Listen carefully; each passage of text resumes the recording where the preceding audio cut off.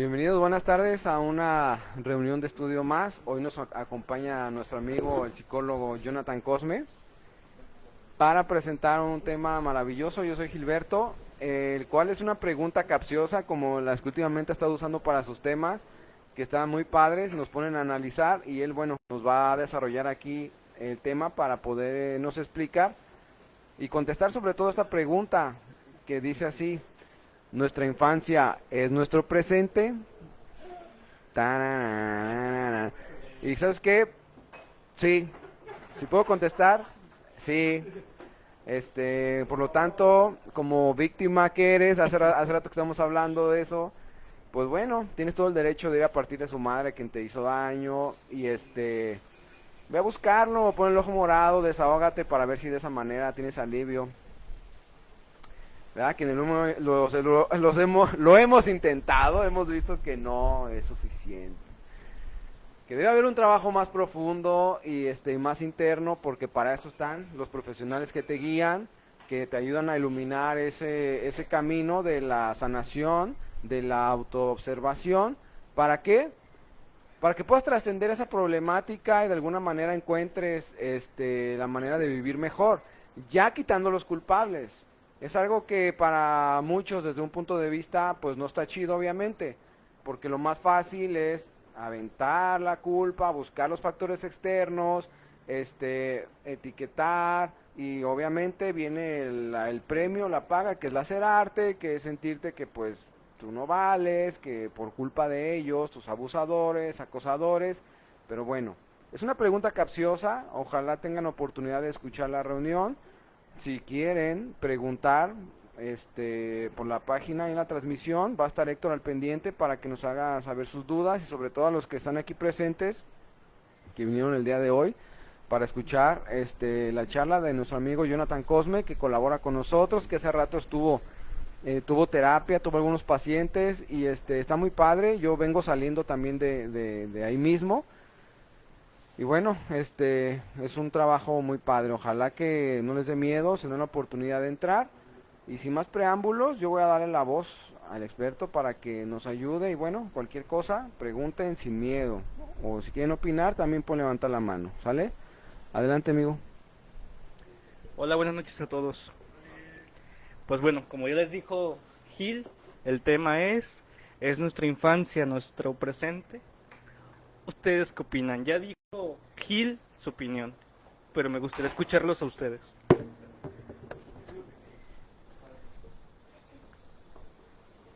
Sí, ¿por qué? Porque soy muy berrinchudo, soy muy temperamental, soy muy impulsivo. Y todo esto son características propias de un infante, Ujú. no un adulto que tiene conciencia y toma control. Entonces, mi infante sigue siendo la persona que toma control sobre todas mis decisiones y mis impulsos. A pesar de mi edad, que mi cuerpo se desarrolló, yo sigo siendo un niño atrapado al cuerpo de un hombre. Y esa es una realidad. Que estoy trabajando para poder tener luz y conciencia, sí. Pero también no puedo negarlo. Así es que sí. Ok, Tú sigues. gracias. Tú sigues. Va de derecha para allá.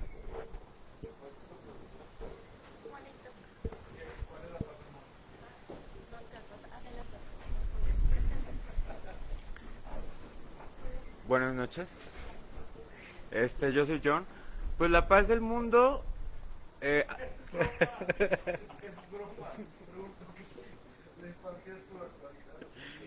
Hablando de niños, este, hablando de policías y ladrones. No, pues la. ¿Qué? Pues, ¿por qué no? es nuestra infancia, nuestro presente. Mi infancia es mi presente. Mm, Me gustaba más la pregunta de la paz del mundo. No, no, pues yo creo que si estamos hablando desde el niño interior, pues claro, siempre hay un niño interior dañado dentro de todos nosotros, ¿no? O hablo por mí. Muchas de las cosas que no he logrado trascender en mi vida vienen desde ese niño interior dañado que ahí está todavía y que pues sigue en proceso de recuperarse, pero pues yo creo que sí, siempre va a haber ahí un niño en mi presente, adentro de mí, que es mi pasado. y que a la vez es mi presente. ¿No? Ok. ¿Alguien más quiere decir algo? No quiero pasar por la cámara. Porque no, un poco.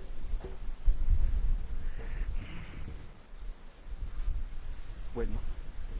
Voy a empezar con una frase que dice una psicoanalista francesa que se llama Francisca Dolto. Francisca. Era una psicoanalista infantil y fue aprendiz de Melanie Klein. Melanie Klein también es una psicoanalista muy famosa, ya no viven ambas. Klein se identifica también porque es una psicoanalista muy dura, muy fuerte con sus interpretaciones. Y también Dolto, pero de una manera más bonita. Sí. Francois Dolto decía esta frase: el niño que no esté criado en el amor es un adulto que se la pasa defendiéndose. Es un parafraseo, no recuerdo exactamente sus palabras. Después dice: lo peor que se le puede hacer a un niño es que la madre le diga: he sacrificado todo por ti. Francois Dolto también dice: lo que calla una generación, lo dice el cuerpo de la siguiente generación. Francois Dolto hablaba mucho acerca de los infantes porque decía que ahí había comportamientos que nunca habían sido vistos. Freud en algún momento observaba niños, pero no trabajaba con niños. Los observaba para poder comprender cómo es que nuestra neurosis se comenzaba a dar y cómo se daba la psique. Hasta que llegaron ciertas psicoanalistas como Melanie Klein, Dolto, Winnicott y entre otros, muy fuertes. Y no era porque el niño dijera las cosas tan fuertes, ¿no? Era porque simplemente en el juego estaban los mensajes inconscientes del niño. ¿Por qué nuestra infancia podría ser nuestro presente? Bien, podría serlo o no. Es una decisión propia. Podemos venir de un padre alcohólico, de un padre que se droga, de ciertas raíces, pero no implica que sea nuestro destino. Explica algunas cosas, pero no significa que sea totalmente el destino de toda persona. ¿Qué piensan de esto? Los veo algo pensativos.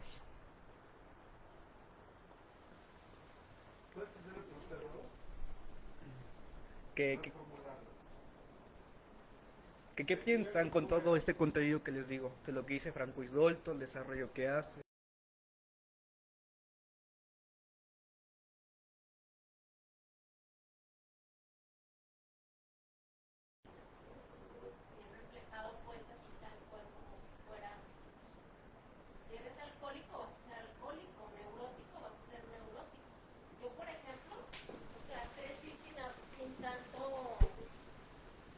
Yo, por ejemplo, crecí sin tanto amor, podría decirse así.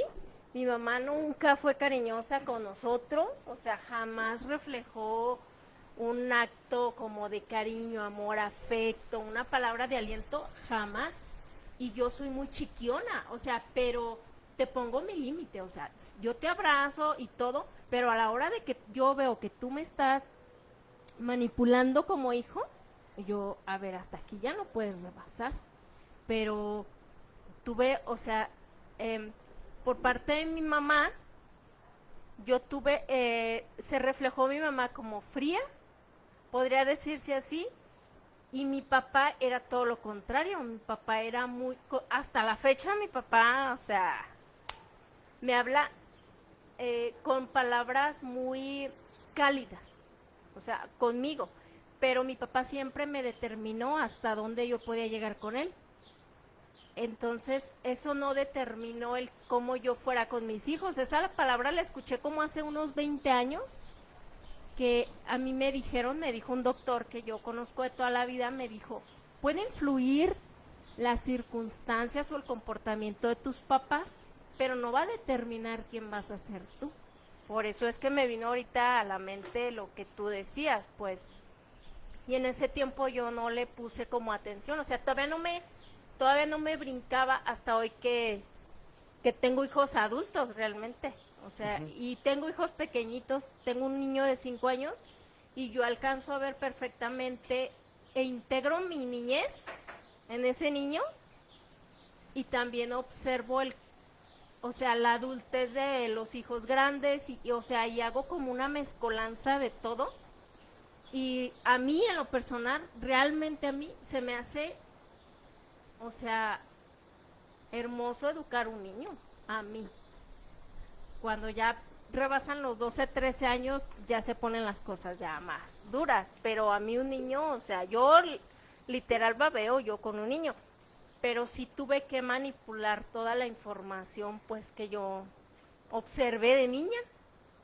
O sea, esa a lo mejor no falta, porque realmente yo creo mi carácter o como soy yo, no hubo tanta necesidad porque yo observaba que las cosas con mi cuidadora, que era mi mamá en ese tiempo, no estaban bien. Entonces, no podía pedir yo algo que ella no tenía.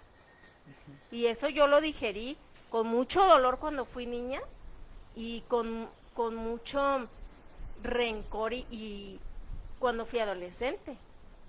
Pero hoy que soy adulta, ya puedo como conectar esas partes, pues. Yo lo veo como conectar mi parte, o sea, cómo lo observo yo, cómo observé a mi papá y lo que tenía mi mamá.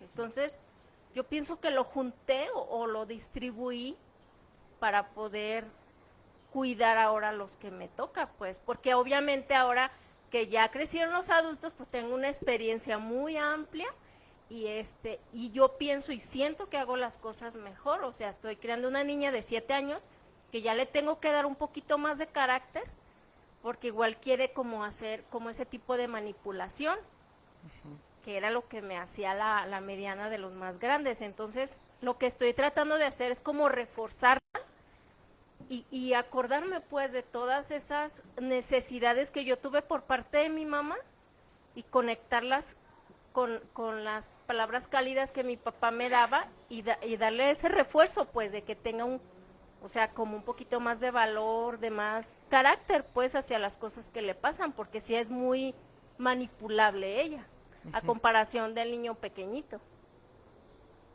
Pues era todo lo que quería decir. ¿Alguien más quiere decir algo? Me quedé pensando en tu pregunta.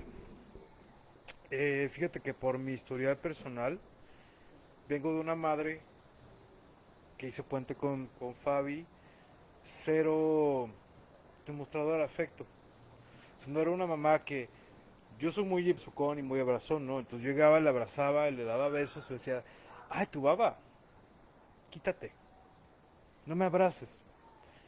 Nunca entendí que ella por su historia, en sus carencias, la cuestión afectiva era algo que le cuesta y es una barrera que se le dificulta, incluso para las personas mamás que somos nosotros sus hijos.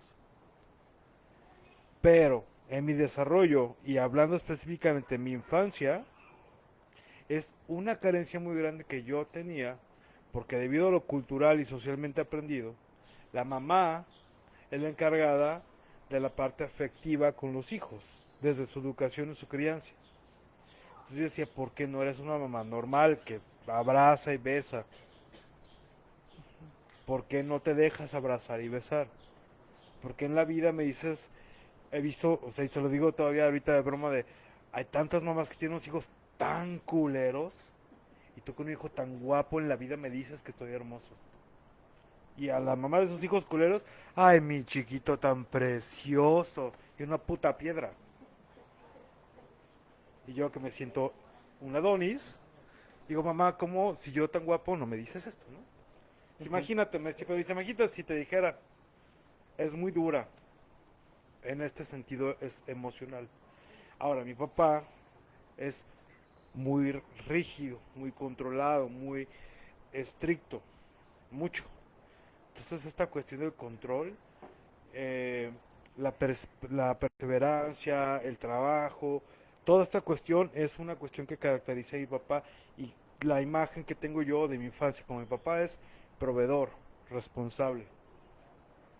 Ahora, porque todo lo que, la segunda frase, que era de Claire, que las siguientes generaciones hacen lo que los papás no pudieron, o rompen los esquemas de las generaciones anteriores, Yo soy todo lo contrario, irresponsable, desmadroso, amiguero, mis papás no tienen amigos, amiguero, muy extrovertido.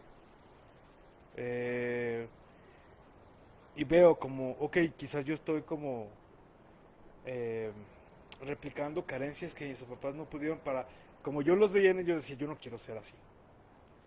Entonces yo voy a ser diferente. Porque esto que yo vi en mi casa no me gusta y lo voy a cambiar para mi personalidad y para mi vida. Entonces quizás por eso tenga razón. Ciertamente, si yo soy la siguiente generación de esta descendencia y rompo con muchas cuestiones, ¿no? Cuestionamientos sociales, religiosos, culturales. Rompo con este esquema heteropatriarcado de, ¿saben qué? A mí no me gustan las mujeres. Yo no me voy a casar. No necesito esta idea de una cuestión de matrimonio. Y empiezo a romper muchos esquemas que estaban ahí estrictamente establecidos como familia, como la institución de familia. Entonces, sí, creo que sí vienen a cambiar muchos paradigmas. Orgullosamente soy la oveja negra de la casa. Y siempre he pensado que es es una ventaja que yo sea esta parte en la que tengo los cambios y que tengo toda la fortuna de poder hacer todas las cosas que mis antecesores no pudieron, para realizar todos los sueños frustrados que ellos no pudieron hacer. Así lo veo yo. Jamás lo he visto como un mal designio, ser la oveja negra. Lo porto con orgullo. Como a huevo, yo voy a hacer todo lo que tú no pudiste. Y todas las ganas que tenías contenidas de hacer tus sueños, yo me aviento. Ujú. Y eso es algo que en parte esta psicóloga creo que tiene mucho sentido. Eh, y pues bueno, yo en mis cuestiones afectivas soy muy amoroso, a contrario de mi mamá. En mis cuestiones de vida soy muy libre, a contrario de mi papá. Sí, vengo a contradecir o ser diferente, vamos, no contradecir, ser diferente a la forma en cómo ellos estuvieron estableciendo todos sus esquemas de vida. That's all. ¿Alguien más quiere decir algo? Allá atrás, Jenny. ¿Sí alcanza? Hola, yo ahorita estaba escuchando y no sé, algo similar a mí me está sucediendo. Yo recuerdo mucho cuando era niña, la que me crió fue mi madre, junto con mi hermano. Entonces había muchísima violencia, yo estaba escuchando a Gil. Yo crecí totalmente con violencia. Todo era resolverlo a golpes o a gritos. Vivo, crezco y llego a un grupo. Y en el grupo me sucede un poco menos. Ya no hay golpes, pero otra vez que el amor adulto, ¿va? Y otra vez vivo de esa manera. Ok, disminuyen muchas acciones que yo empiezo a hacer. Alguna forma dejo de drogarme por bases o herramientas que me dan.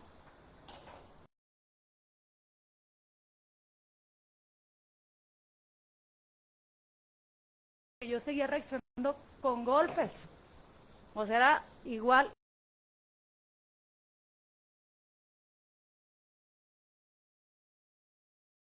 O me bloqueaba o golpeaba.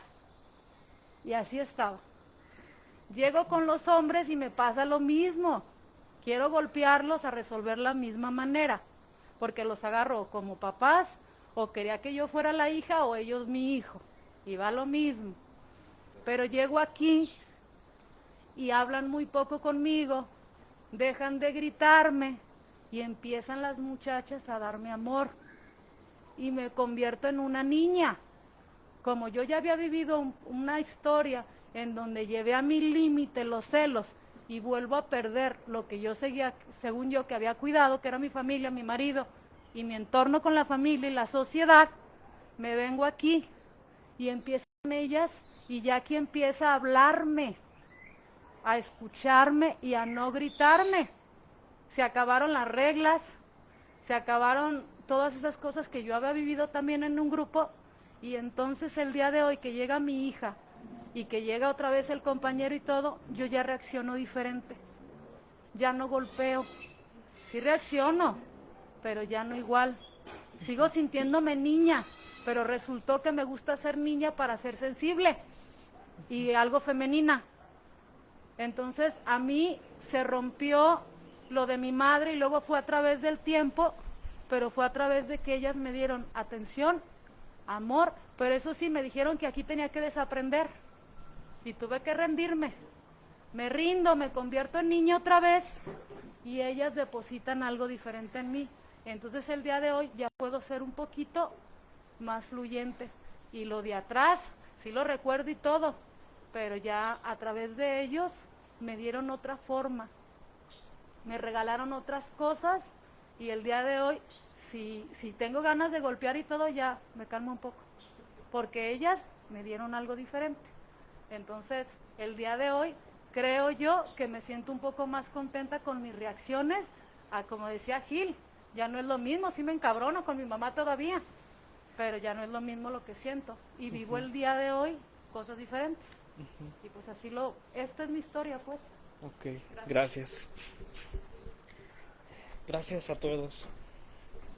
Empecé haciendo esas preguntas para ir jalando y después aventar pedradas, ¿no es cierto?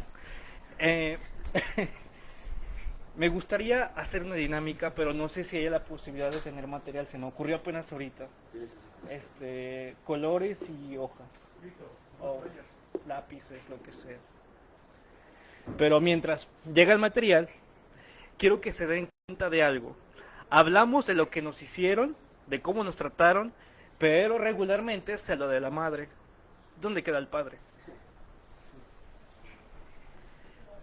Digo, ¿la madre era mala porque es mala o era mala porque era mucho el peso el que tenía y el padre estaba como adorno?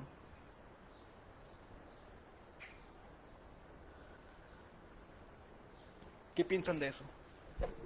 Yo, mira, si me permites, precisamente, acabo de ver una foto de mi papá ahorita que estás hablando de eso, y yo en mi caso tengo más marcado el lado masculino, el lado de la violencia, porque fue un niño muy buleado desde la primaria y parte de la secundaria por compañeros de la escuela, por vecinos, y también por intrafamiliar.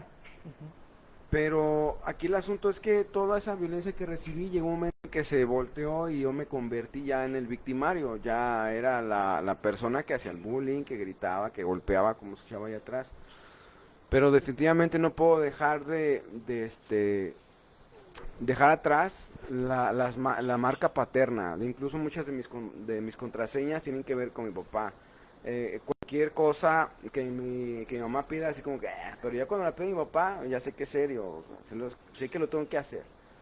Y el libro, por ejemplo, que nos recomendaste y nos ayudó mucho porque lo vimos en varios sábados, el de Alice Miller, el drama del niño dotado. También maneja mucho el lado materno. Pero hay una frase de ese libro que a mí me dejó simbrando, Jonathan, cuando dice que para un niño, el que no se le demuestra amor o que una madre lo ignore es como si fuera la muerte. Y yo en muchos casos me sentía así, me sentía muerto por la ignorancia, la ignorancia de la que era objeto y la violencia a la cual fui sometido. Y esas marcas, insisto, se fueron reflejando conforme iba desarrollando en mis círculos sociales, pero no hubo una comprensión para decir, bueno, pues ya fui lastimado, yo no voy a lastimar. Hubo una intención, ojo, hubo una intención de no hacerlo, pero no hubo una comprensión.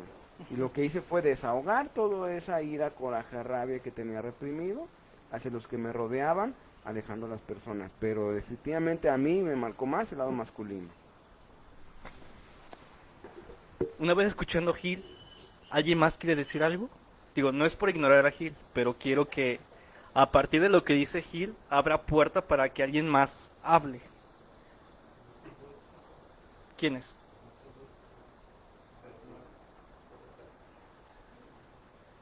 Que si alguien quiere decir algo acerca de lo que dice Gil. quien sea, quien sea. Buenas noches, mi nombre es Saúl. Buenas, Saúl. Digo, al igual que la mayoría de todos nosotros, a mí mi papá, en mi caso, mi mamá era la que me daba el amor, el cariño, la protección. Mi papá igual. Y lo digo porque mi papá, vaya, era el proveedor, como dijo Christoph. Muy rara a la vez, mi papá me pedía un abrazo o un beso. Él me lo pedía. Y a mí me daba vergüenza. Incluso ahorita cuando ya estoy más, o sea, ahorita que ya estoy más grande, yo abrazo a mi papá y le doy un beso sin ningún problema, ya no me da vergüenza. Pero antes, cuando yo era pequeño, me moría de vergüenza. ¿Por qué? Porque mi papá siempre me mostró una imagen de que él era una persona muy fuerte. Cuando era mi héroe mi papá. A pesar de que era un alcohólico, era mi héroe. O sea, yo decía, no mames, no hay nadie más cabrón que mi papá. Nadie, no puede ser más cabrón. Pues cuando yo crezco, pues me doy cuenta que mi papá realmente, pues sí es cabrón, pero no era tanto, pues. Sí, realmente, o sea, yo dije, no manches, yo puedo hacer mejores cosas que mi papá. ¿Sí? Y ahorita con lo que dices del niño, los primeros 35 años de la infancia del hombre son muy difíciles, ¿eh? Yo me quiero comprar todo cuando yo no tenía de niño, yo le quiero comprar todo. Mi ricochet, traigo un trauma con un ricochet que yo lo quiero comprar. Sí, cosas que yo no tenía. Era pequeño y mi primo tenía mi primo el rico tenía un Super Nintendo. Yo dije, yo cuando sea grande me lo voy a comprar. Y me lo compré. Todas las cosas pues que yo deseaba cuando era niño, me las compré, no todas, pero la mayoría me las compré cuando ya era grande. Sí, digo, mi mamá era muy sobreprotectora, me cuidaba mucho, al grado pues, de no dejarme salir a ningún lado. Cuando ya empecé a trabajar, pues fue del modo que ya empecé como a salir, a socializar un poquito más. Pero pues realmente esa fue mi vida, pues. Mi papá era como el fuerte de la casa y mi mamá era la débil de la casa. Gracias. Gracias. Allá Lupita. No, John.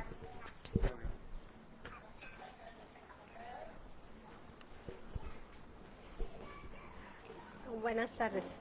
Mira, en mi caso con lo poco que he estado escuchando, en mi caso fue totalmente diferente a lo que he estado escuchando. Porque yo no tuve a mi papá a un lado. Mi mamá fue la que llevaba todo y no nos daba el amor como yo veía en las otras personas. Entonces, era muy difícil acercarse a mi mamá. Era mucho rechazo. Un beso era nomás el 10 de mayo o un abrazo. Pero cuando nacen mis hijas, cambió mucho. Ahí mi mamá empezó a querer recibir, aceptar de un abrazo, aceptar unos besos. Y fue algo que yo dije, yo voy a ser diferente a mi mamá. Y la que está cortando ese eslabón es mi hija, la grande, porque ella escucha, observa, les da mucha confianza a sus hijos y les demuestra mucho amor, pero también mucho respeto hacia lo que quieren y ella también quiere hacer. Y es de lo poco que yo escuché es lo que yo te puedo compartir. Eso fue lo que yo viví. O sea, mi mamá fue una persona muy dura, muy cerrada, muy pues mi mamá muy hecha a la antigüita, que había cosas que no se podían hablar porque no se podían hablar. Entonces, de lo que yo escucho, pues yo recibí el amor, yo creo que de otras personas, no directamente de mi mamá lo recibí ya de grande, ya cuando mis hijas nacieron. Ok, gracias Lupita. Muy bien. Todo esto que están diciendo lo vamos a tomar para poder hacer la actividad, ¿sí?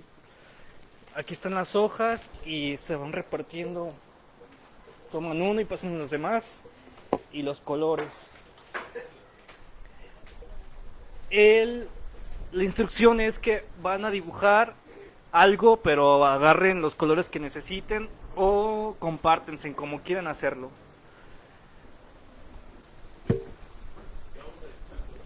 Ahorita les digo qué van a dibujar. Aún no les digo qué van a dibujar, pero van a dibujar.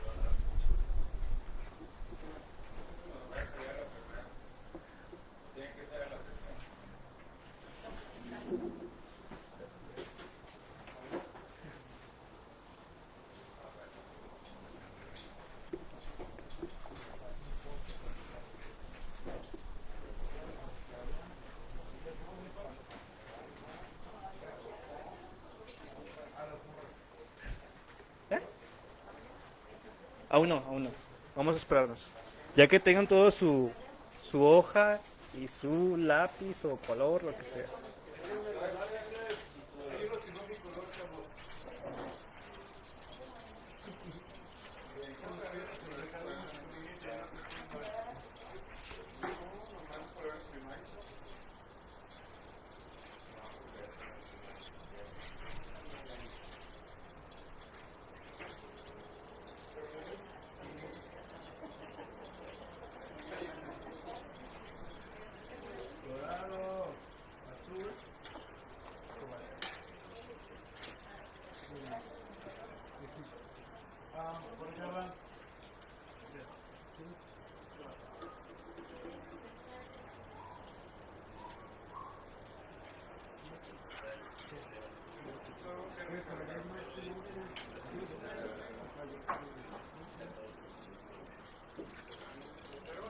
Listo.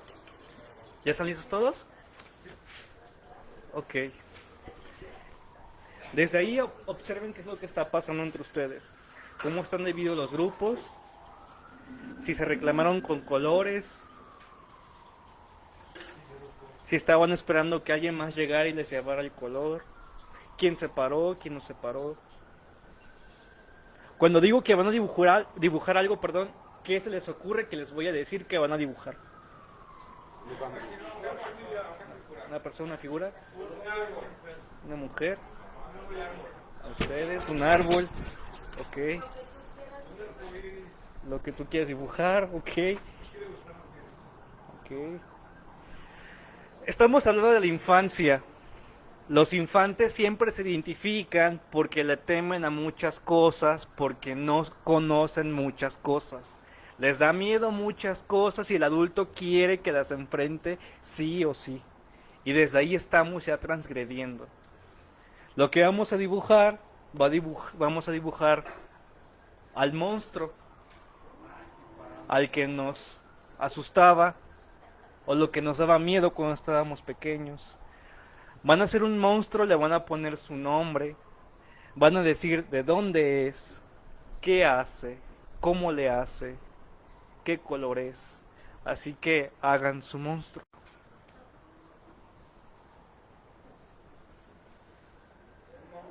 ¿Sí?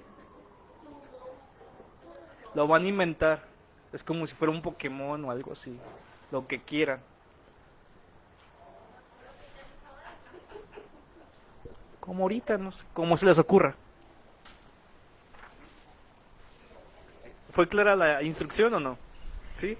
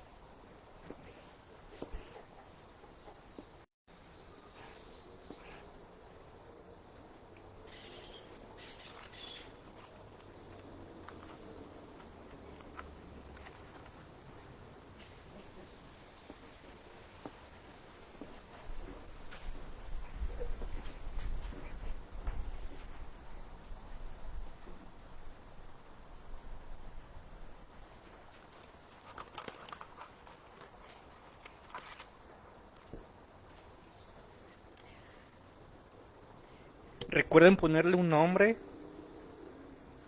de dónde viene, qué hace y cómo lo hace,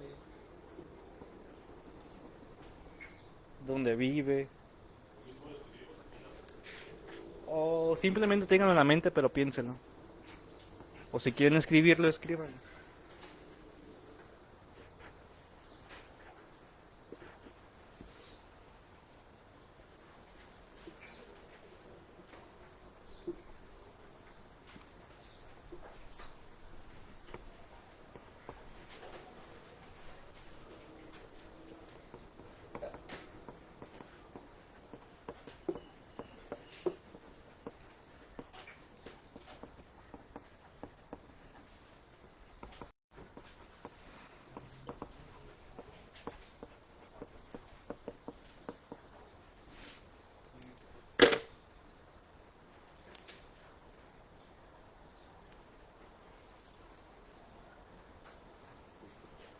¿Listo? Levanta la mano quien ya terminó. Ok, vamos a esperar a los demás.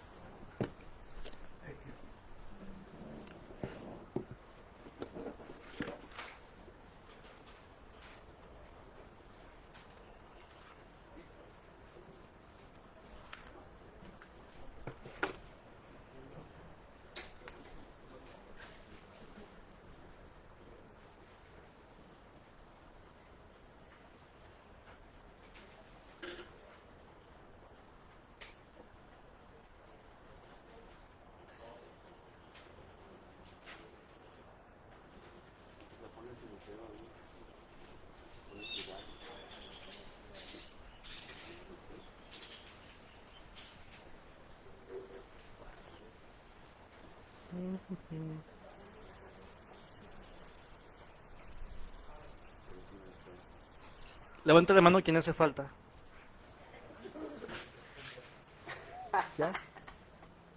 Ok. Dejaremos en pausa el dibujo y regresamos al discurso. Perdón, quien ha tenido cerca a un niño, a una niña, como hermano, primo, lo que sea, no sé, o cuando llega alguien nuevo en la casa, un integrante, ¿qué es lo que siempre hace la familia? ¿Cómo consienten al niño o al bebé? Aún, sí, le hablan. Toda la atención. Toda la atención, sí.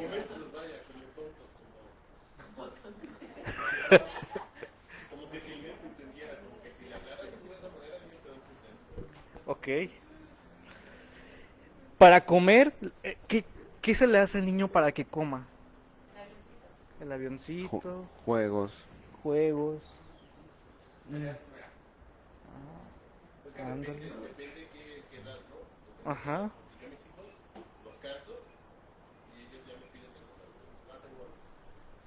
Depende, ok.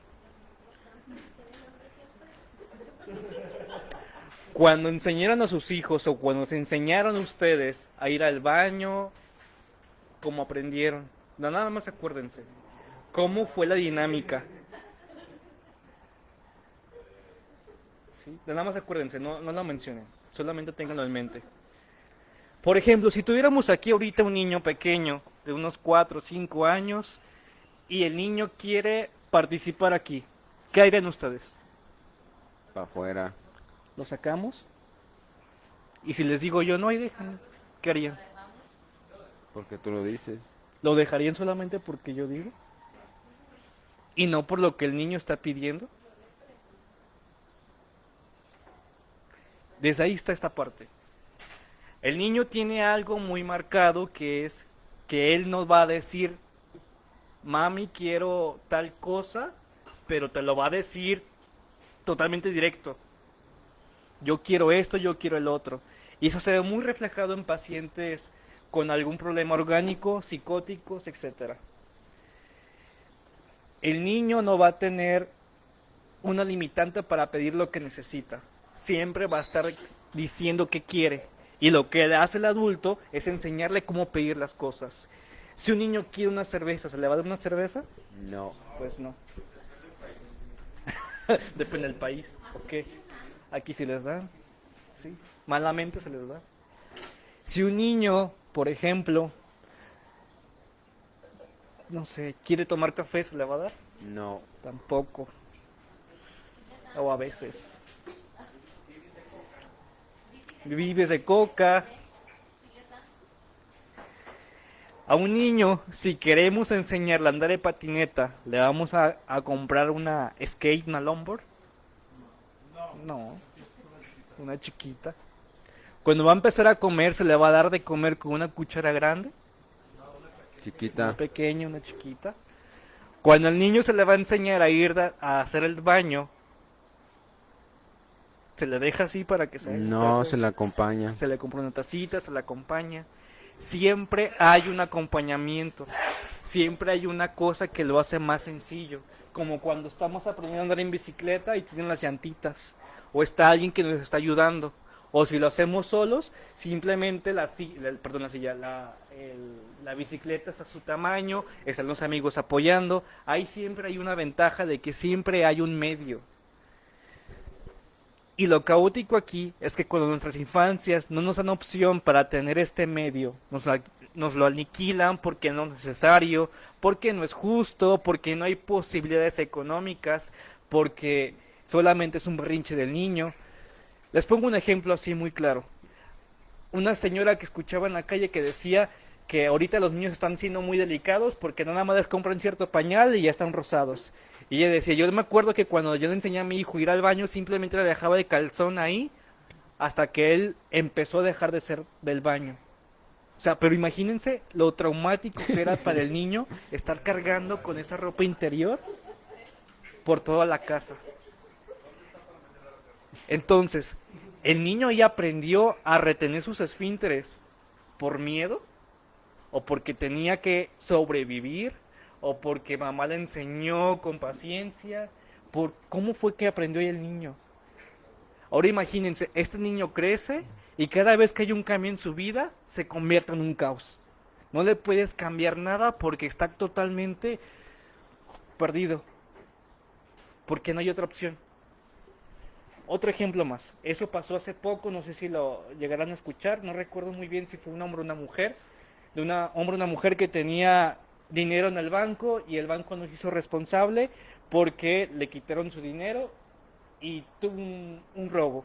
Esta persona no soporta esta realidad y se mata. Hombre. Fue un hombre, ¿verdad? Este hombre reclama antes y deja una carta por escrito haciendo responsable al banco de la situación. Investigando, se dan cuenta de que este hombre era el único dinero que le quedaba. No tenía familia, no tenía otra opción. Para él no tenía otra opción.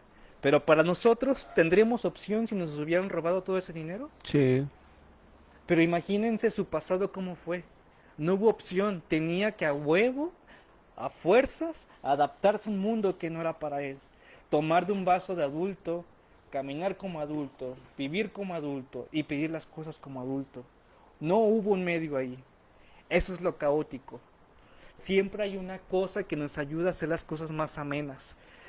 Han visto las caricaturas, películas, el niño que siempre trae su sabanita, su juguete, su amuleto de la suerte y todo eso. Es porque eso es un medio, porque es un reemplazo de una seguridad del otro. Hasta con nosotros como adultos tenemos aquel dije, aquella imagen, aquel amigo que nos apoya, algo que nos ayuda a hacer las cosas más ameno. Pero hay gente que no tiene esa opción. Y no es porque no quiera, es porque realmente no puede. Y cuando lo dice, es insoportable. No estuvo alguien ahí para guiarlo. ¿Qué piensan de todo esto? Mira, yo sí quiero opinar porque se me vino a la mente inmediatamente en un grupo anterior que estuve de AA, cuando pues pasas el mensaje y llevas a la persona, si tiene crías, pues, y no tiene dónde guardarlos, los tiene que llevar. Eran 3 niñas güeritas hermosas, estaban muy chiquitas. Pero a mí lo que me desesperaba era que no se podían estar quietas. Y cada una de ellas tenía una identificación con algo. Una llevaba una almohada, otra tenía su biberón y otra una muñeca. Entonces, la manera que más o menos las controlábamos era no quitarles eso. Porque si por alguna razón se quedaban en el carro o se lo intentabas quitar, eran unos berrinches que ni siquiera con mi fuerza podía contenerlas. Y eran unas mocositas así, pero tenían tanto miedo, o sea, era tanto terror que les quitaras eso. Y fue un proceso larguísimo para empezarles a cambiar esa sensación, a quitarles esos juguetes. Era su instinto de seguridad. Yo apenas iba llegando pues al programa y yo veía que había gente con mucho amor, mucho interés, que pues les hablaba, las abrazaba y yo me encabronaba, pero no veía que eso era donde tenían implícita la seguridad, que seguramente... Es justamente eso, Gil. La seguridad es simbólica. Melanie Klein llama a esto objetos transicionales. Esos objetos tradicionales ayudan a que el niño pueda tener más certeza ciertas cosas y no sea tan brutal el acompañamiento. Porque se puede hablar de un acompañamiento muy brutal y en el psiquismo eso afecta. Nosotros estamos moviéndonos en esta parte de la adicción y también tiene que ver mucho eso. Cómo fuimos transgredidos en ciertas necesidades. Les decía esa parte del monstruo, allá voy a esta actividad. ¿Quién quiere participar? Porque... Ok. Adelante. Mi monstruo es, bueno,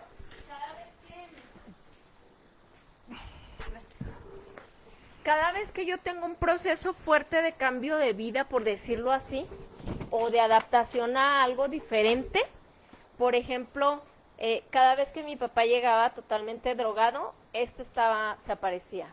O cada vez que, no sé, que se daban un trence mi mamá y mi papá, porque ellos no eran de gritarse, era de te doy y me das.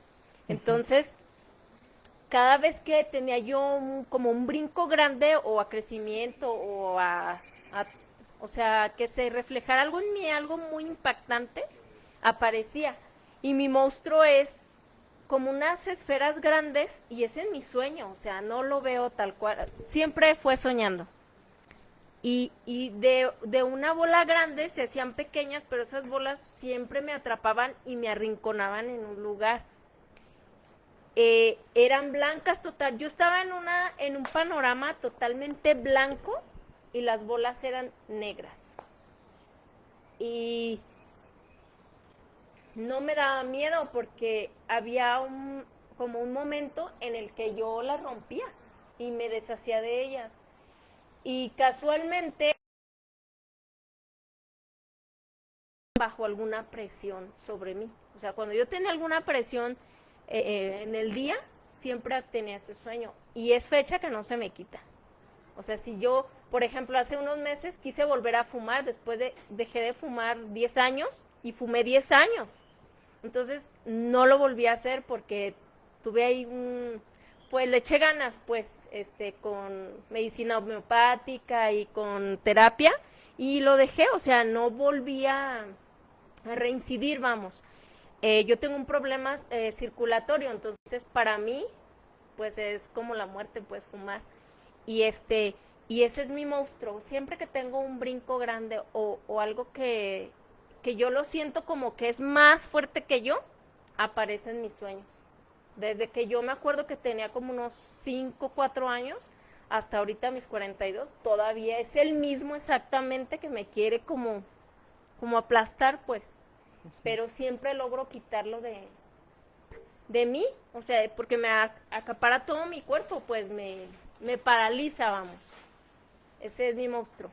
Ok, gracias. ¿Alguien más quiere decir algo de la actividad? Bueno, pero yo a diferencia de ella, mi panorama era negro. Eran las mismas bolas, blancas, pero yo sí las veía despierto. Yo sí las veía despierto. Yo estaba consciente y yo las veía y me quedaba así como asustado, arrinconado y me metía abajo de la cama. Y si me asomaba, me aparecían. Hasta- Duré muchos años así, de que las piedras estaban sobre de mí, y no no les podía hacer nada, y sentí una desesperación, ganas de gritar, y no podía con ellas. Hasta como a los 14, 15 años, que dije, no, tú ya no vas a poder conmigo. Me armé de valor, me acuerdo que estaba yo sentado, empecé a sentir las bolas, me paré y las aventé. Las aventé y hasta la fecha, ahorita ya tengo 36 años, jamás las he vuelto a volver a ver, o sea, jamás las volví a ver ya. Gracias. ¿Alguien más quiere compartir su dibujo? Sí, voy.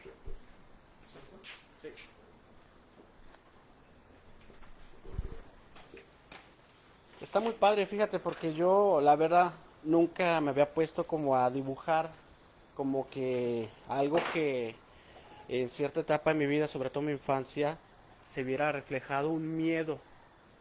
Y yo siempre tuve miedo a algo que estaba abajo de mi cama. Y tenía la sensación de que sacaba la mano y me agarraba y me jalaba, así. ¡Fum!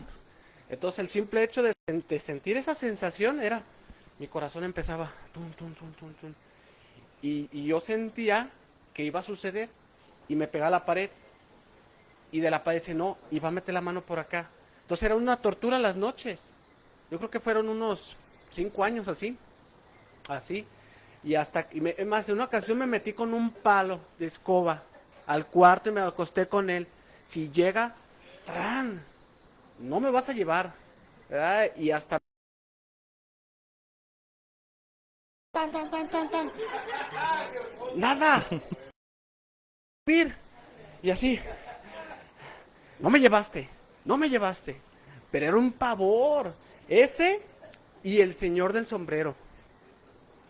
Una figura alta, yo creo que de 2 metros, 1,90, negro, sombrero negro. El señor del sombrero, yo así lo dejé. El señor del sombrero negro, así.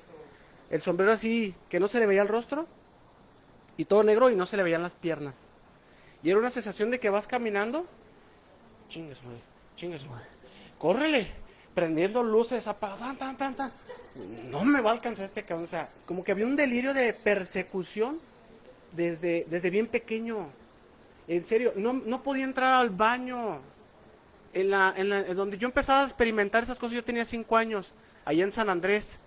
Y el cuarto, dormía acompañado a mis papás a un lado de la cocina, saliendo el patio, y a un lado, un cuartito con 3 baños. 2 no servían, y el último al final, y el foco no servía. Había un cortazo en la casa, cada que lo ponían se apagaba, y era un show. Y en las noches, ir al baño, todo apagado, no querías entrar, yo me quedaba fuera en el patio, y pues allá amanecían mis cerotes, de que no me animaba, no, o sea, fue un show, y pásate, y entraba, y temblando, ahí viene, y me salía, y sentía que estaba, digo, no sé, yo hoy veo pues que también puede ser, que en esa etapa, yo estaba experimentando mi instinto sexual, en esa etapa, empezaba a despertarse, a través que yo compartía la habitación con mis padres. Entonces, hubo una parte, mi madre, que fue la que, ¡tan! Eso no está bien. Y mi papá, déjalo, es un niño, él no sabe. No hubo una dirección, hubo un choque, para allá o para acá, ¿qué onda? Entonces era el miedo. Digo, no sé, yo experimentaba esas cosas, mucho miedo en esa casa, pero era producto así. De hecho dibujé la cama y como alguien abajo y unas manitas. Y bueno, el sombrero no, el sombrero me ayudó Maya, ¿verdad? Pero así lo plasmé. Entonces, digo, pero sí va muy compaginado a cómo fue esa etapa. Y el día de hoy, ¿qué te da miedo? ¿De qué huyes? ¿De qué te escondes? ¿Por qué crees que es malo? ¿No? O sea, lo que no es malo. Sí. Gracias.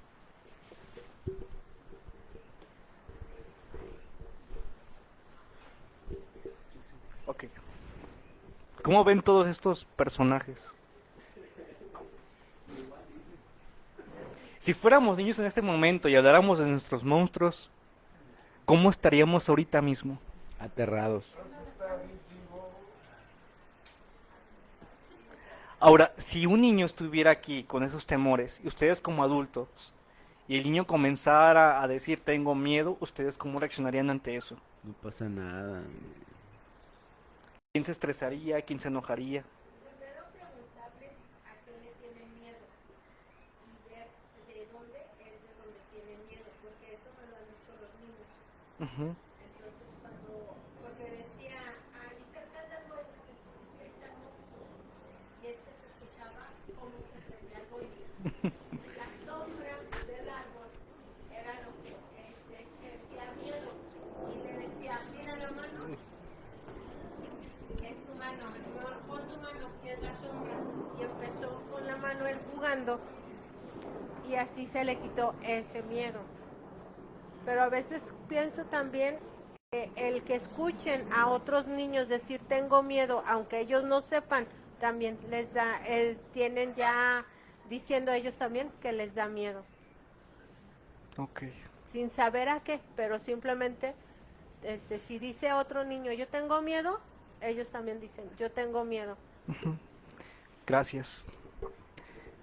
Si se dan cuenta, lo que he estado haciendo es es preguntar ciertas cosas y después me pasa otra cosa y luego a otra. Se han de preguntar por qué no concluyo con una y por qué no voy a otra. Ahorita les voy a explicar por qué. Se me fue ¿Ibas a decirme algo? Ok. Se me fue también el rollo con esta situación de lo que iba a hacer ahora. Déjenme acuerdo. Era esto. Ok. Hace un momento alguien comentaba del desaparecer, del no ser vistos. No me acuerdo quién dijo algo así. Dijo un comentario de alguien que no, de una madre que no los veía o algo así. ¿Tú, Christoph? Ok, eso. Llegaron a ver los videos que estuvieron muy a la moda hace 2 años o 3, no me acuerdo, de los niños que los tapaban con unas sábanas y toda la familia fingía que no los veía y que los niños se asustaban y decían, ¿cómo es posible? Y hasta lloraban. ¿Sí? Entonces, en algún momento nos convertimos en esos niños, pero cuando estamos con la pareja, cuando estamos con nuestra familia y cuando estamos con nuestros amigos. ¿Cómo es eso? Cuando comenzamos a renunciar a ciertos deseos. No voy a decir que me gusta o que no me gusta. No voy a decir que es como me gusta amar, no me gusta tal cosa, bla, bla, bla. Porque si lo hago, ya no voy a existir para ellos. Porque en algún momento, cuando estuve pequeño, mi mamá me dijo, no tienes que hacer eso, niño, porque está mal. Y es esta parte de la cancelación, de decir, lo que soy no está bien, porque mamá en algún momento me dijo que eso está mal. Pero nunca me dio razones o explicaciones de por qué pasaba eso. Entonces, de forma inconsciente, vamos pasando eso a con la pareja. Es que creí que esto iba a ser bueno para ti. Sí, eso creíste, pero ¿qué tanto estás renunciando a ti para estar con esa persona? Y es cuando comienzan los ataques de ansiedad. La depresión, algunos otros síntomas, y es porque están desapareciendo. Tal vez en el video se ve el niño llorando, pero los síntomas son ese llanto en el video. Esos miedos que han dibujado son el reflejo de ciertos contenidos inconscientes que están ahí.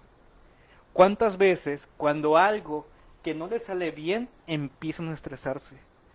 Cuando son rechazados, cuando en algún momento no les salen bien las cosas, etcétera, cuando duele algo, cuando muere alguien, cuando tienen que dejar alguna relación, ¿cómo es que se ponen?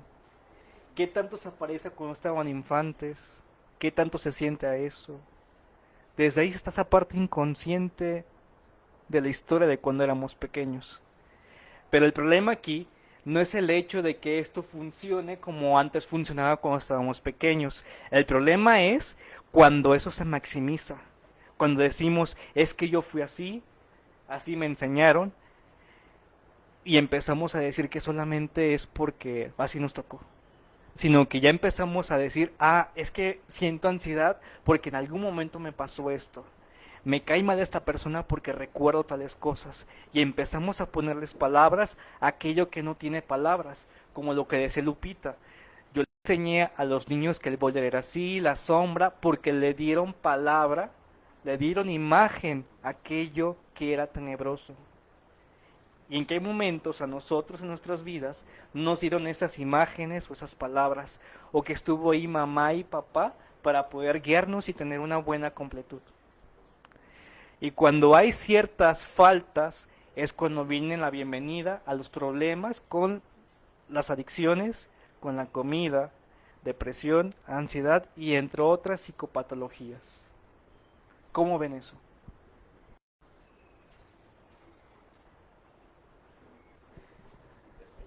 Sin palabras, sigue compartiendo. ¿Qué piensan? ¿Qué piensan? ¿Piensan algo? ¿No piensan? A ver, dime. Cuéntame tu confusión, Cristo. Mira, yo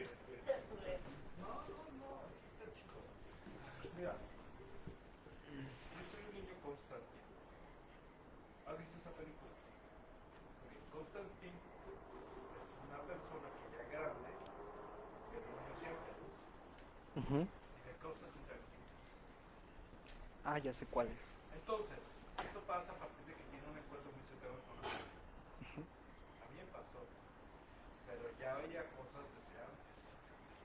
Cuando me atropellan y estoy cercano a esta cuestión, se desarrolla muy cabrón, se me abre mucho más esa percepción. Si quieres, usted tiene que ver con el último demonio que vi. No tiene que ver con infancia. Pero este güey lo tengo viendo desde siempre. Así es que, yo estoy loco para todos. Y estas son mamadas para José.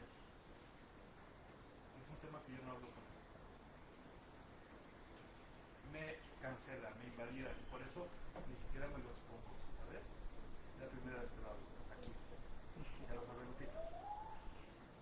Entonces, ¿qué pasa con estos niños de percepción abierta?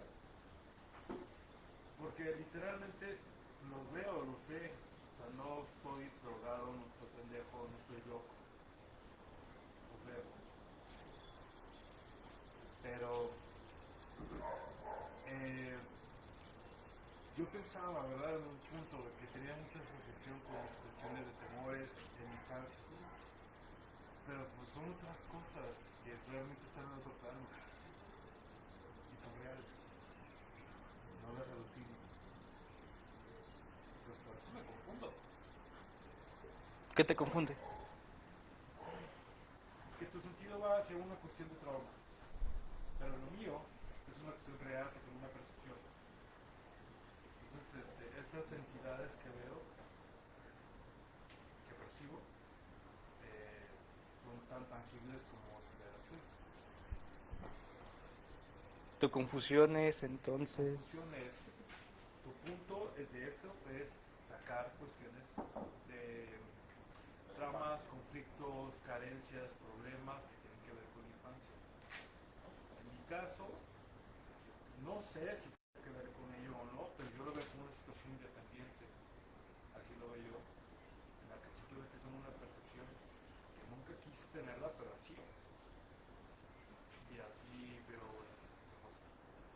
Cuando iba a casa de paseos, me recibía un hijo de la chingada de 3 metros, altísimo, muy culero, y por eso yo no quería ir a su casa. Una entidad negativa, casi nadie puede ver. No todos nosotros tenemos esta percepción abierta, pero pues es una realidad mía, y no estoy inventando nada, es algo que me pasa, ¿verdad? Entonces, en mi caso personal, esto salía del closet. Tengo perfectamente relacionado que los closets tienen que estar cerrados sí o sí cuando yo me duermo. ¿Por qué? Porque está aprendido que en mi infancia esta entidad salía del closet. Y es lo único que puedo hilar con cuestiones de conducta, ¿no? De cosas que hago conductuales, como cerrar siempre y asegurarme que el closet siempre esté cerrado antes de dormir. tiene que ver con esta historia, ¿no? De una entidad real que salió de ahí. Que después ya ni con el closet cerrado lo podía parar. Y sí, lo que me confunde ¿Es real o no es real? tiene que ver con esto, todo es real. ¿Qué tanto tiene que ver esto con mi historia personal? De abuso, de violencia, de invisibilidad, de faltas de demostración de afecto, de un padre violento, todo el contexto que yo viví como infante. Quizás yo siento que mi vulnerabilidad oprimida y mi sensibilidad expuesta fueron factores para que yo pudiera tener este carácter. Ese es mi resumen personal. Ok. ¿Qué me dices? Pero, perdón, como suma para Chris, yo veo una sombra atrás de él. No todo el tiempo. ¡Qué horror, güey! Pero, no, es verdad. Ya lo habíamos Ya lo habíamos platicado. platicado ella y yo. Que la vibra de aquella casa es diferente. Aquí está chido. Aquí vienes y está chido. Allá también yo no siento nada, yo no siento miedo, yo no siento angustia ni nada. Pero se siente así como una carga, ¿sí? Y a Chris, cuando me le he dado Chris, es más la carga. Cuando se acerca conmigo, es más la carga. Creo que nos estamos desviando ese tema como para el jueves. Ese tema para el jueves. Nomás nosotros lo habíamos platicado, pero Digo, yo puedo explicarles por una situación psicoanalítica, Exacto. en el plano psicoanalítico. también está padre saberlo, por eso Porque el que se confundió, desde mi punto de vista, creo que el que se confundió fue Christoph. Exacto. Y desde mi plano podría decir esto. Hay ciertas alucinaciones o ciertos contenidos psíquicos que ayudan como una transición. Los niños pueden crear ciertos fantaseos, ¿sí? Pero el problema es cuando ese fantaseo se traslada a una alucinación. Y esa alucinación es un contenido que se tiene que traducir. Yo he tenido pacientes que también tienen en este discurso de que ven sombras, hay alguien que les sigue, crean ciertos personajes, pero es que desmenuzando cierta situación vamos encontrando por qué da esa forma. ¿Sí? O sea, hay ciertos elementos inconscientes que están ahí contenidos. Es como lo que hicimos ahorita, la situación del monstruo. El monstruo, al momento de personificarlo, hay ciertos contenidos de la persona que se empiezan a agregar. Las alucinaciones son muy similares. No va a alucinar lo mismo una persona de Francia a una persona japonesa a una persona hindú. Todo influye de acuerdo a la parte cultural, la familia, etc. Entonces, lo importante aquí es saber interpretar cómo fue que se dio, a partir de qué momentos, en qué momentos se está propiciando y empezar a determinar desde ahí qué es lo que ocurre. En mi experiencia con pacientes ya en un grado muy psicótico, ya de que pues están totalmente allí, lo que se hace es enseñarles a cómo tener una vida normativa, entre comillas, pero darse cuenta entre su realidad y la realidad del otro, para no tener estas dificultades. ¿Sí? Las alucinaciones pueden ser tan reales como el sentirlas, verlas, oírlas, tanto que hay estudios donde se ve ciertas activaciones cerebrales donde se marca así de esa forma. Pero es porque también hay un contenido ahí. Jacques Lacan decía en una conferencia cuando se paró una persona en un congreso, que no recuerdo qué fue lo que hizo, se paró y le dijo, sí, usted me entiende, pero todos querían detenerlo, y Lacan le dijo, no lo detengan, y lo escuchó. Y justamente él estaba hablando acerca de psicosis, y le agradeció porque le escuchó. Y es porque hay una realidad ahí, una realidad que no todos podemos ver. Hay gente que sí podemos verlo y sentirlo, pero no significa que la persona que lo esté viendo no es real. Claro que es real, y debemos de verlo así. Y a veces las personas que tienen ese tipo de conflictos pueden confrontar, perdón, a la otra persona. ¿Por qué? Porque la persona puede hacer cosas muy absurdas, puede decir cosas absurdas o puede ver cosas absurdas, pero que están causando un conflicto interior. ¿En qué? Por ejemplo, si ponemos aquí una persona psicótica, lo que va a hacer con el vaso, no sé, lo va a usar como un lente, ¿sí? O va a decir que cualquier cosa, pero ellos van a decir, ah, está loco, o lo van a dar como no tiene función, bla, bla, bla, pero no es una cuestión así, sino es acercarnos y decir, sí, es el foco, y tratar de entender por qué es el foco. Y desde ahí empezar a trabajar. ¿Qué piensan de esto? No sé si responda a tu duda de acuerdo a mi posición psicoanalítica. Ok. Y se respeta. Pero sí, ya comprendí mucho más de lo que comentas. O sea, llegar a la raíz de por qué es un foco esa. Ujú. O sea, ¿por qué lo ve como un foco? Porque yo vería ese objeto como si fuera un lápiz, ¿vale? Ujú. Un lápiz en ese vaso. Entonces tú adentrarías porque yo pienso que es un lápiz. Ujú. O sea, eso es lo que yo comprendí más o menos. ¿O estoy mal?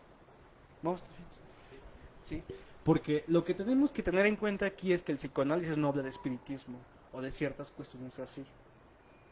Lo que es el psicoanálisis es interpretar lo que la persona dice.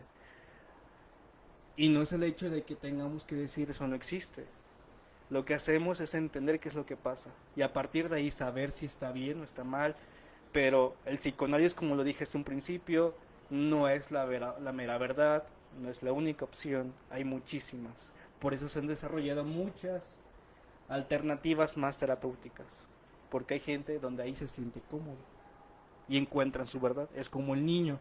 Dentro de la infancia, el niño va a estar con el adulto que le hace sentir comodidad. Por eso el niño dice, es que no quiero estar con esa maestra, no quiero saludar a mi tío, a mi primo, no quiero hacerlo. Y no se le tiene que forzar, simplemente se le deja ser libre. ¿Qué piensan?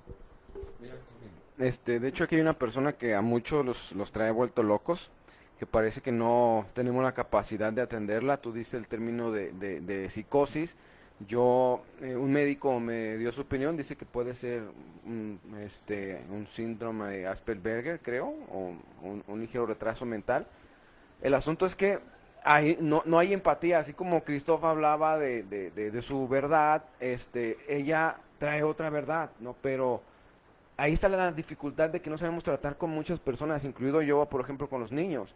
El otro día que salió Christoph, por ejemplo, de la casa, ella quería ir con él, pero en vez de, no sé, decirlo, pues no me puedes acompañar, así, no, quítate, tú no puedes ir, pa. Entonces ella se regresa llorando, ¿no? Porque sintió como el rechazo, no hubo la posibilidad de estar en el mismo canal y no sé si hay un daño, ¿no? Porque para ella pues era importante acompañar con quien tiene una conexión.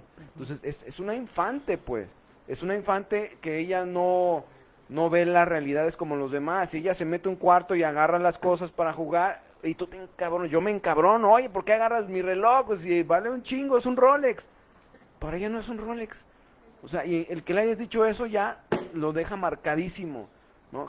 Al grado que ya prácticamente, así como que mejor ni la pelo, así está chido, ahí está bien, está jugando, ¿no? Pero nos interesamos realmente como qué es lo que necesita, cómo está. Yo me muestro incapaz, honestamente me muestro incapaz.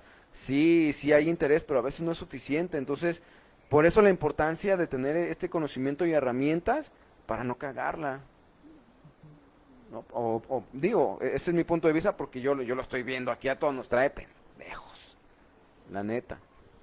Sí, esta situación con esos pacientes sí puede ser algo muy, muy delicado, porque no cualquiera puede ser capaz de tratar con esos pacientes. Es muy, muy delicado y es muy, muy cansado. Demasiado. Por eso se necesita de mucha capacidad, tanto espiritual, física, emocional, etcétera. Pero la infancia, ¿no? Hablando de infantes, creo que también es esta parte simbólica. Al niño se le trata de entender, como cualquier otra persona. Se le da un lugar, se le da una posición y se le da una forma de cómo entenderle y cómo enseñarle a transicionar ciertas cosas. A cualquier persona se le tiene que dar cierta empatía y escuchar. Por eso no tenemos que limitarnos, y es lo que da al infante aprender al adulto. Es enseñarle no solamente a que se siente, sino en darle a entender por qué se va a sentar. Y no simplemente agarrarle de la oreja y decirle, te vas a sentar. ¿Qué piensan de esto?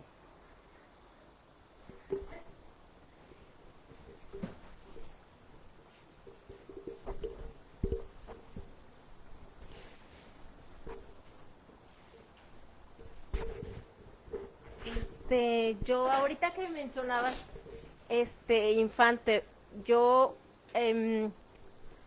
a raíz de que, bueno, mi madre desde los 14, 16 años tuvo un problema neuronal, entonces mi mamá es esquizofrénica. Yo crecí cuidando a mi mamá. Entonces, cuando yo cumplo 12 años, mi mamá tiene a mi hermana que ya falleció. Yo me convertí en la mamá de mi mamá, o sea, yo siempre fui la mamá de mi mamá. Y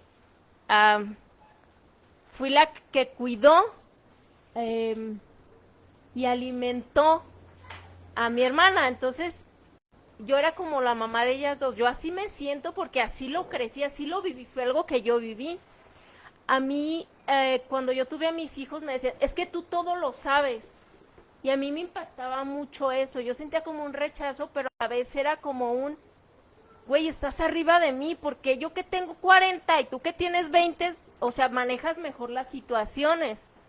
Y era algo que yo no entendía, porque hasta ahorita que te escuché me cayó el 20.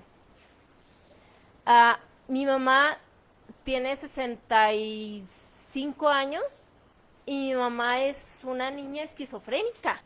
O sea, y vengo cuidándola desde que yo, no sé, yo creo que tenía 9 años. Y ahora entiendo yo por qué o desarrollé la capacidad, o a través de todos estos años observando a mi mamá y tratando de estarla cuidando, porque una niña no puede cuidar a una persona adulta ni a otro niño. Es por eso que yo creo que desarrollé la capacidad y ahora se me hace, por decir de una forma coloquial, se me hace un tianguis 2 niños de 5 y 7 años. O sea, yo los disfruto demasiado. Pero ahorita que escuchaba a Gil que se siente totalmente, ajá, a mí a lo mejor, o tal vez, yo creo, estoy segura, que fue la niñez que a mí me faltó vivir, porque yo disfruto mucho, no me podré sentar a jugar, pero, mami, puedo bajar esto y hacer esto, y todo lo puedes hacer. Pero cuando termines lo vas a levantar, ¿por qué? Porque te puedes caer, o sea, estás hablando de la capacidad que tiene uno al dar la explicación del por qué, y yo soy así. Yo, por ejemplo, Saúl, mi pareja, para explicar la tarea es un fracaso total, porque en 2 palabras quiere que entienda perfectamente todo, y él es muy paciente. Y yo, a través de todo ese desarrollo que tuve de niña, aparte me dedico 6 años a enseñar a personas hasta sordomudas a hacer uñas. Entonces eso me dio aún más la capacidad de sentarme y explicarle a la perfección la tarea ahora de los niños, pues lo disfruto demasiado yo eso. Y ahora que te escuchaba yo, pues eso es como, se me hace una nada atender a los niños ahorita o a cualquier persona, a veces que llega una adicta ya a mi casa. Y por más mal que ande, o sea, va a pedirme dinero y siempre la asusto y siempre le saco una sonrisa. Y a mí, yo me siento bien, porque ella ya sabe que va y me toca y quiere una moneda. Entonces, yo siempre me está observando, me está viendo a los ojos, porque normalmente siempre tengo mi puerta abierta. Y va y me pide dinero y siempre la asusto, la tengo a 2 metros de mí y siempre la asusto y siempre sonríe. Yo creo que más que por el dinero va como por esa aceptación, pues. Yo así lo siento. Y lo que yo quería hacer como más acentuado, pues, es que se me quitó como la sensación de sentir que siempre lo sé todo, porque es algo que hablabas de la cuchara chiquita, de todo ese, todo ese rollo, toda esa adaptación que yo no tuve. Yo desde los 12 años aprendí a ser mamá, a alimentar una bebé de 1 mes, a cuidarla por las noches, o sea, y aparte cuidar a mi mamá, que no dejara la estufa prendida, la puerta abierta, o sea, cosas bien graves, bien delicadas. Y es por eso que ahora caigo en cuenta, pues, todo el desarrollo que tuve, y porque es que se me hace, o sea, yo no entiendo cómo es, no tengo la capacidad para explicarle a un niño, pero yo no lo entendía. Así como tal vez Gil dice, es que yo me siento incapaz, o sea, de explicarle a alguien, yo me siento incapaz de entender cómo no puedes explicarle a alguien, pero es por lo que yo viví, lógicamente, pero no alcanzaba a asimilarlo yo. O sea, no alcanzaba, es como escuchaba a la compañera que ella creció viendo y escuchando golpes y agresiones. Entonces es como algo con lo que creces y lo tienes que desechar para poder entender, pues, y ahorita que te escuché, tiré esa parte, la tiré y dije, ah, es por eso que yo soy de esta forma, o sea, ¿qué hora fue cuando tuve que aceptar todos? La cuchara grande, el vaso grande, la olla gigante.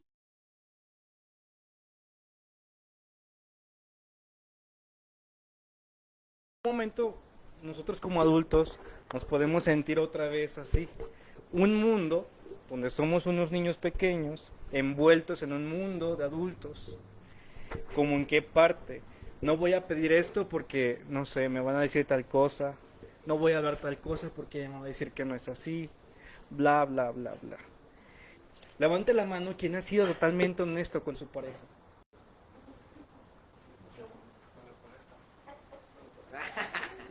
Totalmente honesto.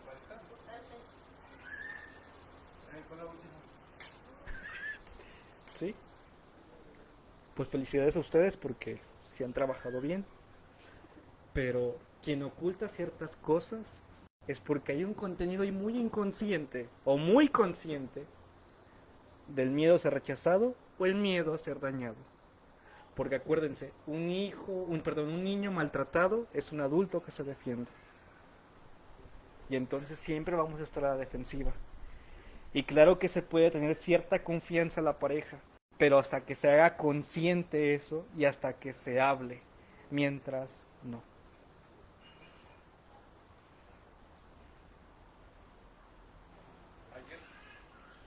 Ayer me pasó algo muy curioso, fíjate que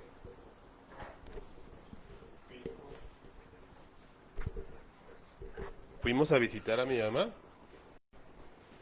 y de ahí mi hermano tiene una nevería y ya le dije a Fabi y a los niños, vamos a por una nieve, va. Y tenían un convivio ellos con unos primos hermanos míos, más grandes que yo. Mi hermano, mi mamá, pues obviamente llegaron ahí también con ellos. Nosotros no nos pasamos. Realmente no me llevo muy bien con la familia no es que me lleve bien, pero realmente no tengo ninguna comunicación ni nada con ellos. Y salió mi primo, el más grande de todos mis primos. Tiene 47 años. Y digo, muy curioso porque vio a mi hijo que trae zapatos ortopédicos. Y me dijo, le pegaste ¿cómo dijo? Le diste la herencia. Y ya Fabi le dice, sí, ya lleva 2 pares. Y me dice, ¿te acuerdas? Me dijo él a mí, ¿te acuerdas cuando eras chico? Que yo te decía que querías ir a algún lugar y yo te decía, no vayas. Y automáticamente era como, te regresabas llorando, güey. Pero ya yo estaba haciendo mis cosas y te regresabas a vengarte y me pegabas con las botas. Sí, o sea, todo el tiempo fue así. Yo ahorita que ayer me acordé, yo le dije, y incluso le platiqué otra historia, le digo, eras malo conmigo. Yo le dije a él, eras culero conmigo. Y realmente no es cierto, pues realmente no tengo muchas, no recuerdo pues que él haya sido tan, o sea, sí, culero. Sí, o sea, realmente he bloqueado muchas cosas de mi vida. Y lo que sí le acordé a él, que un día fuimos a un balneario y yo traía un salvavidas. Desde esa vez tengo pavor al agua, ¿eh? Y me dijo, te ponché tu salvavidas, güey. Te estás hundiendo, ¿verdad? Y pues yo en la desesperación de que sí, de que yo pensé que sí me estaba hundiendo, pues pataleé y sí me estaba ahogando de verdad. Y él, o sea, al igual pues como que dijo, ah, chales, así ya me acordé de esa vez. Porque me dijo, y no me acordaba de esa. Y como que se sintió mal. O sea, y me refiero pues que qué curioso que haya sido ayer y ahorita estemos hablando pues de la niñez. O sea, todos esos como traumitas o cosas que yo traigo, pues me acordé ahorita. Pero es todo lo que quería Ok, decir. gracias. Pues sí, siempre va a estar esos contenidos de la infancia para toda la vida. No podemos estar diciendo, esto es como decirle a un adicto, deja la mota o deja el cristal y ya, ¿no?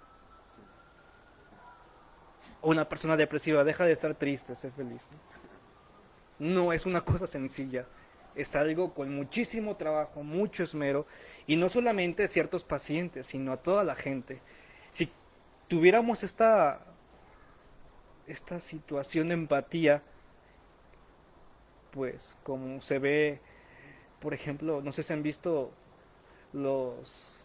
por ponerlo así, por ejemplo, mm, las ilustraciones de los testigos de Jehová en sus escritos, que están los animales y los seres humanos así conviviendo, ¿no? Se ve todo muy bonito. Así estaríamos si hubiera existido cierta empatía desde siempre. Pero obviamente somos sujetos rotos implicados a pegarnos. Y siempre va a haber alguien roto. No hay nadie que haya estado roto. En algún momento lo estuvo. Pero hay otros que siguen rotos y no se han pegado. Y esos son los que confrontan. Porque también te acuerdas de que, mira, tengo esta grietita que ya se está despegando. Pues bueno. ¿Alguien más quiere decir algo? Si no, pues creo que... Yo quiero agregar algo de la empatía. Esa fue la razón por la cual tuve esta conexión.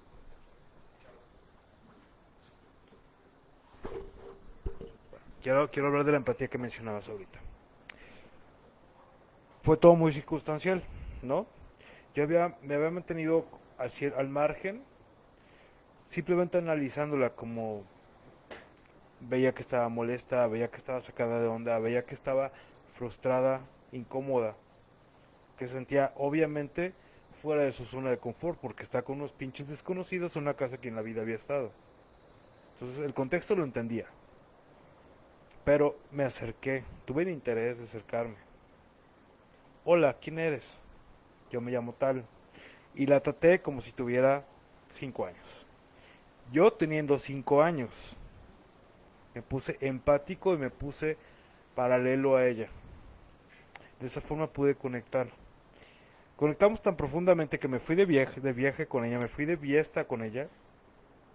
Esa noche que dormí en mi cuarto. Y creo que generé tanta seguridad que se volvió una cuestión después de una dependencia de solamente contigo me siento segura y no me dejaba no me dejaba ni a sol ni a sombra. Fue un pedo sacarla de mi cuarto. Y después ya me molestó mucho cuando algunas acciones como que no alcancé a comprender me desquiciaron. Hasta ese punto perdí la cordura, que fue anoche, sí, antenoche, no sé, no me acuerdo, antenoche el sábado. Hoy llego y me dice, oye, salúdame, dame un abrazo. Y yo, sí, con gusto. Siento con ella, platicamos y así. Me dice, necesito pedirte una disculpa. Hay conciencia. O sea, no todo es así, una nube terrible donde no tiene conciencia de la realidad. Hay conciencia. Sí está presente. Dice, la neta la cagué. Y eres mi amigo. No quiero que nuestro viaje, nuestra fiesta, se vaya a la fregada por un error mío. Fueron sus palabras cuando llegué hace rato. Digo, sí, no te preocupes, yo te quiero mucho. Tú eres mi amiga y no vas a dejar de serlo. Perdóname todo a mí. A mí me faltó un chorro de empatía para seguir teniendo la paciencia que hasta ese momento se derrumbó. Yo soy el responsable, no tú. Yo soy el que no te comprendí, no tú. Esas palabras le quitaron tanto peso y a mí mucha culpa. La empatía es la clave.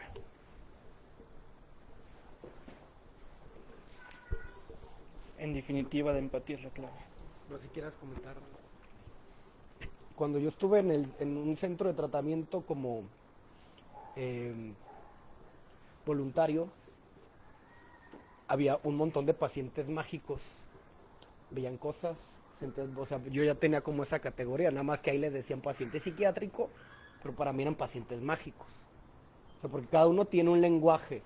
O sea, dentro de esta cuestión simbólica, o sea, sí es complicado porque tienes que aprender su lenguaje. O sea, tienes que saber para el qué representan ciertas cosas. O sea, ciertamente el psicoanálisis le ha puesto nombres a un montón como de ecuaciones simbólicas que suceden para resolver ciertos conflictos. Entonces, sí, muchas otras teorías agarran como base lo que ha estudiado el psicoanálisis para comprender ciertas circunstancias. De hecho, el fenómeno de los fantasmas y de las sombras desde el psicoanálisis, o sea, arroja una luz increíble. O sea, no sé, creo que por ahí va un poco de lo que estuvieron comentando.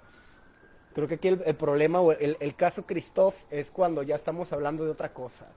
Entonces queremos encajarlo y leerlo desde otra lógica cuando el móvil o la emergencia no viene desde el punto desde el cual se está analizando.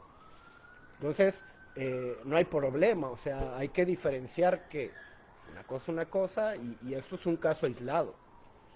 Pero sí, o sea, ciertamente el paciente psiquiátrico es el que ha tenido como mayor abandono desde el lado de la psicología, porque es todo un caso y es un enigma. Entonces la psiquiatría ha abordado más el tratamiento, pero desde la cuestión del fármaco.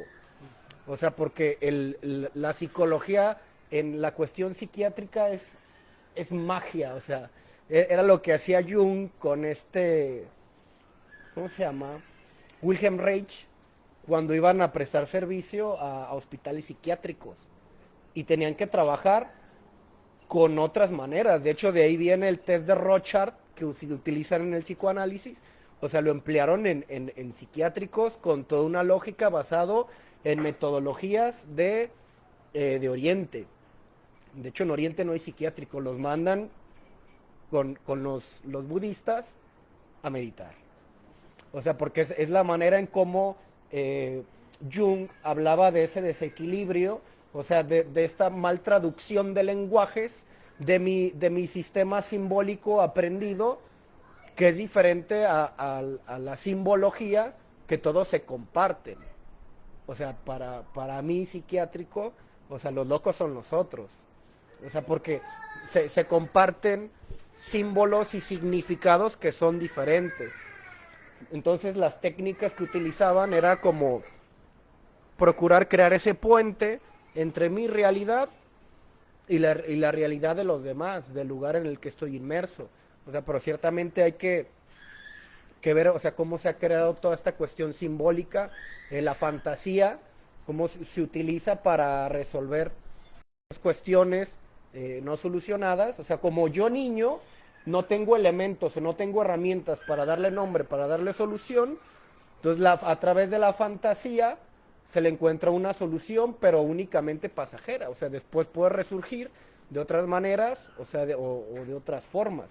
Entonces aquí la cuestión es identificar, o sea, hacer ese rastreo simbólico del que hablaba, en qué momento, en qué circunstancias, o sea, porque a veces ese miedo, que esa sombra representaba a lo mejor un conflicto que yo tenía, alguien a quien yo le tenía mucho miedo, porque como yo no podía hacer frente a esa persona, o sea, para mí era más sencillo trasladarlo a la figura tal que yo puedo manipular, o sea, lo convierto en un objeto lúdico que yo manipulo, que no me es dañino, y lo escondo. Entonces lo ando cargando, pero ahí de una manera que no me hace daño. Entonces de ahí hay un montón de rituales o cosas que se detienen. Pero sí, el caso Christoph ya pertenece a otras lógicas, ya es cuando la psicología deja de llamarse psicología. Y ya empezamos a entrar en otro tipo de lógicas bastante complejas que si muchos, no desde la psicología, pero sí desde otras lógicas se puede ver y se puede hablar.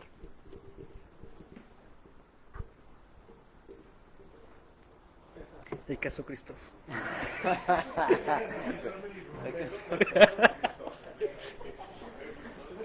No, pero fuera de eso, creo que está muy chido eso. Bueno, desde mi parte psicoanalista, ahí puedo decirte eso, pero desde mi parte, Jonathan, puedo decirte un montón de cosas. Pero creo que es importante también saber diferenciar en qué momentos movernos. Sí, así que no te sientas mal.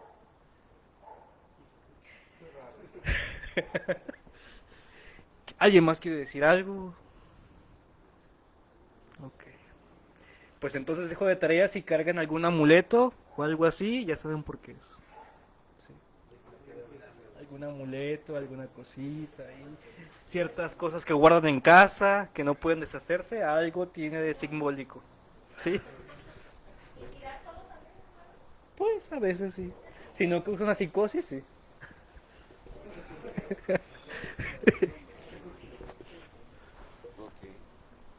¿Terminamos?